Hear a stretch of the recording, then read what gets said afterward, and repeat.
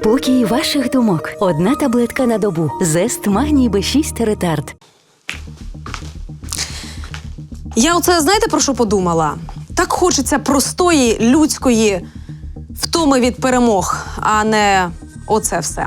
Ви будете так пишатися своєю країною, бо ми змінимо ситуацію і знову почнемо перемагати. Ми перемагатимемо знову і знову. Ми переможемо на всіх рівнях. Ми переможемо економічно. Ми переможемо у військовій сфері. Ми доб'ємось перемоги і в медицині, і в забезпеченні ветеранів. Ми переможемо у всьому. Ви будете так часто перемагати, що почнете просити «дайте перепочити від перемог». Це нестерпно. Пане президенте, це вже занадто. А я скажу, що ні, ми повинні перемагати. Маємо більше перемагати. Ми перемагатимемо. Переможемо у всьому. Привіт, мене звати Катерина Соляр, і тут не буде звичного нам з вами відліку годин і хвилин. Бо тут, як у вакуумі, застиг лише один час – 24 години, які от-от закінчаться. Ще одна доба, коли перемир'я не було дотримано. Цього дня минає рівно місяць з того часу, як Росія відмовилася прийняти повне або ж тимчасове припинення вогню, запропоноване Україною і підтримане Сполученими Штатами Америки. А що ж ми маємо натомість? З 11 березня по 11 квітня Росія випустила по Україні майже 70 ракет різних типів. Понад 2200 дронів типу «Шахід» і ще понад 6000 керованих авіабомб. Рівно місяць, як Путін дуже хоче припинити вбивати українців, бо саме про це він сказав Трампу, але не може. Тому, ймовірно, Вітков і полетів до Путіна, щоби ще раз спитати: «Правда? Я не вірю своїм ушам». Смерть цих мирних українців болить, але не буде марною. Це показує всьому світу, я сподіваюся, покаже і переконає президента Сполучених Штатів, що Україна беззастережно прийняла припинення вогню, тоді як Росія продовжує вбивати мирних жителів. Це створює ситуацію етичної та політичної ясності. Хто хоче миру, а хто війни. І судячи з моїх розмов з високопосадовцями американської адміністрації, терпіння Сполучених Штатів не безмежне. Путін намагається затягнути час, нагнітати ситуацію. Рано чи пізно, але швидше за все, протягом кількох тижнів Сполучені Штати змінять політику, визнаючи, і більшість з нас це знає, що Путін не хоче миру. Єдине, знаєте, що мене не влаштовує, це оце рано чи пізно. Байден теж казав, що Штати будуть з нами стільки, скільки буде потрібно. Нам потрібно. Але нової допомоги від Сполучених Штатів ми поки не бачимо. І я дуже сподіваюся, що головним у цьому реченні є слово «поки». Вміння йти на компроміси демонструє команда Трампа. На Рамштайні Гексет приїде. Штати, які зарікалися, і Гексет казав, які будуть тримати в бойкоті українські засідання Рамштайну, їде, і це прекрасно, і нам це подобається. Тому що навіть Байден розумів, що Трамп від Рамштайну відмовиться, і кажуть, давайте хай НАТО веде цей Рамштайн.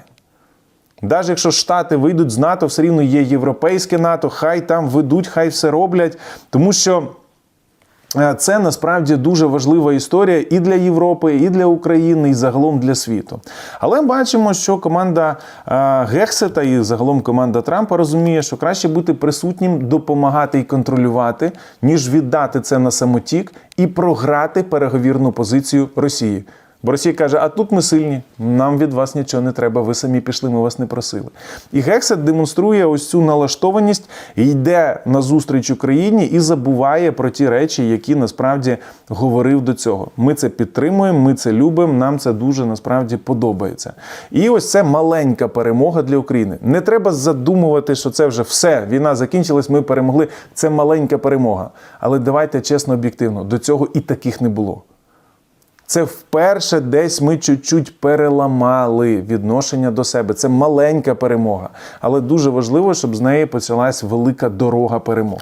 Трамп видав указ, який прискорює продаж зброї іноземним країнам. Тут посміхаємося, перегортаємо. Цим ми ще здивуємо Росію. Нагадаю, що напередодні президент Зеленський трохи привідкрив нам карти, не ті лукашенківські, а ті, які, як казав Трамп, не виграшні. І розказав, про що ж вони говорили з Трампом під час крайньої телефонної розмови. Так от, там йшлося про ленд-ліз, про купівлю зброї Україною, про 20 ППО, які зможуть прикрити наше небо, і про зброю для розмови з Росією з позиції сили.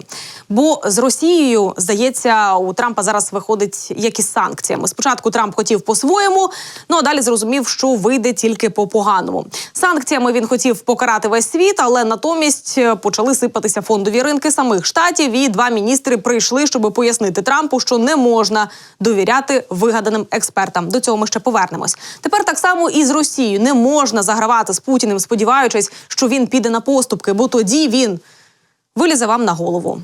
Ну і поки в Москві кажуть, що бачать, що США, на відміну від Європи, хочуть з головою зануритися у першопричини українського конфлікту, то у США розробляють план, як покарати Росію за недотримання усіх попередніх обіцянок. Сполучені Штати кажуть, що в них одна умова, однісінька – це заморозка. Нарешті вони зрозуміли, що Росія їх втягує просто в свої постійні якісь пертурбації. І вони кажуть, дивіться, заморозка, а далі решту будемо обговорювати. Типу, Росія втягує в переговори, в посольства, там, Росія втягує в нафту, Росія втягує в геополітику, а що робити з Польщею, що робити з країнами Балтії.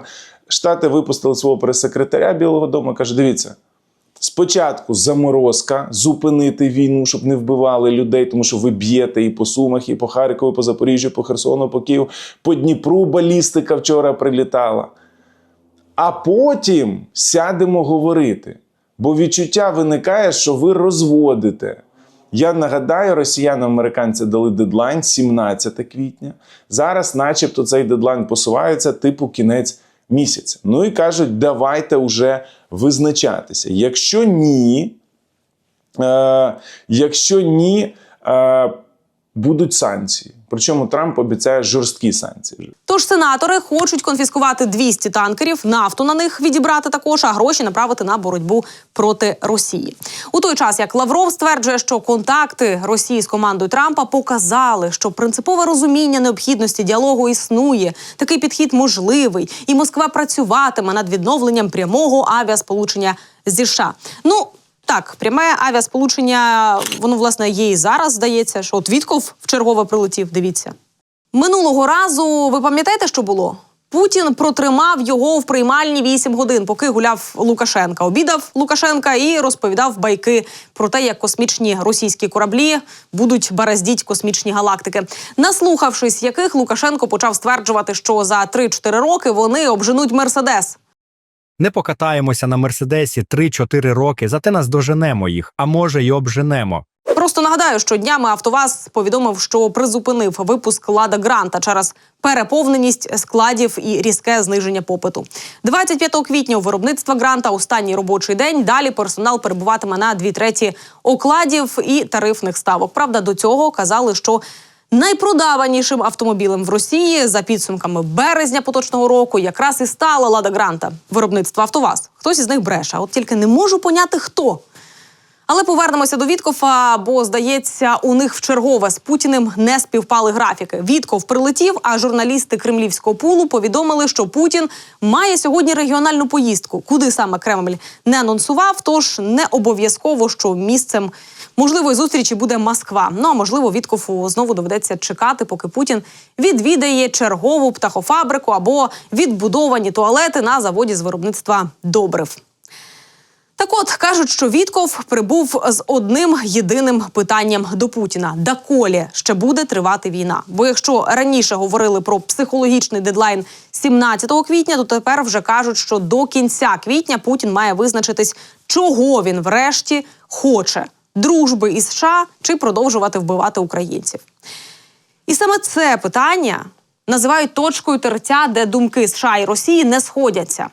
За словами джерел Axios, Трамп розчарувався тим, що переговори не досягли значного прогресу за останні тижні. Сказав, що в один момент він розлютиться так, що запровадить проти Путіна санкції. Якщо до кінця місяця не буде досягнуто припинення вогню, то Трамп може дати старт додатковим санкціям проти Росії. Або через виконавчу владу, або попросивши Конгрес прийняти нове законодавство про санкції, або ж та що завгодно. Він же президент наймогутнішої країни. Будь-який сценарій йому, в принципі, доступний.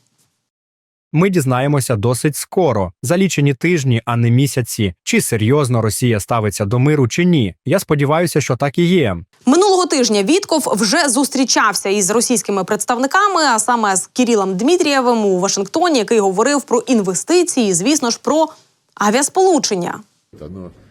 Воно має стати наслідком виведення Аерофлоту з-під санкцій. Таку пропозицію ми зробили ще на згаданій зустрічі в Ер-Ріаді більше місяця тому. Американці його сприйняли. Поки що жодного кроку у відповідь ми не бачили. Але вчора закінчилася зустріч у Стамбулі. Як ви сказали, де наші експерти нагадали про цю пропозицію. Тобто, ще раз, у той час, як Україна погодилася з пропозицією Трампа про безумовне припинення вогню, а згодом погодилася з планами щодо менш масштабного морського припинення вогню, Росія знову висунула низку нових вимог, включаючи скасування деяких санкцій США. Але, як каже Пісков, особливого прориву від розмови Путіна і Віткофа не варто чекати. Ні. Година 2-4, якщо треба. Стільки, скільки потрібно президенту Путіну. На що ж Трамп? Трамп звинуватив Путіна у зволіканні. Росія повинна рухатися. Надто багато людей гинуть тисячі на тиждень у страшній і безглуздій війні. І, здається, це вперше, коли, звинувачуючи Путіна, в цьому дописі не прозвучала Україна. Ну що, ви ще не втомилися перемагати? Я розумію, що Трампа цим не залякаєш, але у США, кажуть, можуть розпочати зараз розслідування проти президента. Його підозрюють у маніпуляціях на ринку. Саме через те, що спочатку він завалив ринки, а потім сказав усім купувати акції і відкотив мита назад. Сенатор-демократ Адам Шиф закликав розпочати розслідування щодо можливої інсайдерської торгівлі Трампа після його рішення призупинити мита, що різко підняло ціни на акції. За попередній день статки найбагатших людей світу збільшилися на 304 мільярди доларів. Це найбільший одноденний приріст в історії індексу Bloomberg. Трамп вихвалявся, що його друзі добре заробили, включаючи Ілона Маска, Марка Цукерберга і Джефа Безоса. Ринок швидко відреагував на рішення Трампа призупинити мита проти всього світу, крім Китаю, і акції підскочили на 7%. Сенатор вважає, що це може бути маніпуляція, однак, оскільки комітети, які можуть розпочати розслідування, очолюють республіканці, чекати на якісь серйозні дії поки не варто. Ну і, власне, сказати, що фондовий ринок США прийшов в норму, то ні, бо мита проти Китаю продовжують рости. Але тут цікаво навіть не скільки у відсотковому еквіваленті ті мита, а звідки Трамп взяв взагалі цю ідею. І оце найцікавіше. Ідею про мита Трампу підкинув Пітер Наваро, якого зять Трампа Джаред Кушнер відкопав на Амазон. Для обговорення своїх ідей Наваро посилався на неіснуючого економічного експерта Рона Вару, якого сам же і вигадав. І ніхто в оточенні Трампа навіть не засумнівався і не спробував перевірити, хто цей експерт. Під час своєї першої передвиборчої кампанії у Трампа не було жодного економічного радника, тож він попросив свого зятя Джареда Кушнера знайти йому такого. Трамп дав Кушнеру чернетки своїх поглядів і попросив пошукати. Кушнер пішов на Амазон, де його вразила назва однієї книги «Смерть від Китаю», співавтором якої був Пітер Наваро. Кушнер узяв слухавку, подзвонив Наваро, відомому яструбу торгового дефіциту, і той погодився приєднатися до команди як економічний радник. І звідки ж у Наваро з'явилася ідея, що мита – це хороша політика для Америки? Якими були його аргументи, як ви думаєте? Наваро посилався на деякого експерта на ім'я Рон Вара.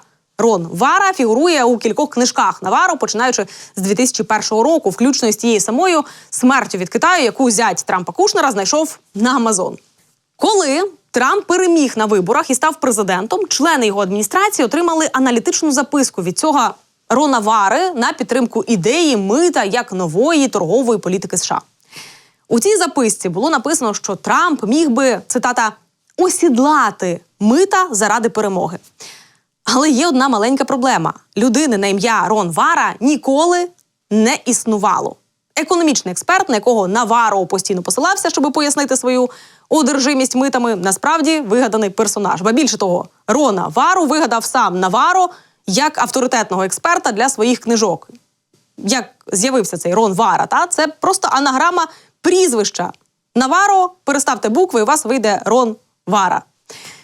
От таким чином фейкова аналітична точка зору від фейкової людини з фейкової пошти, щоб довести, що мита – це серйозна тема, яку обговорюють справжні експерти.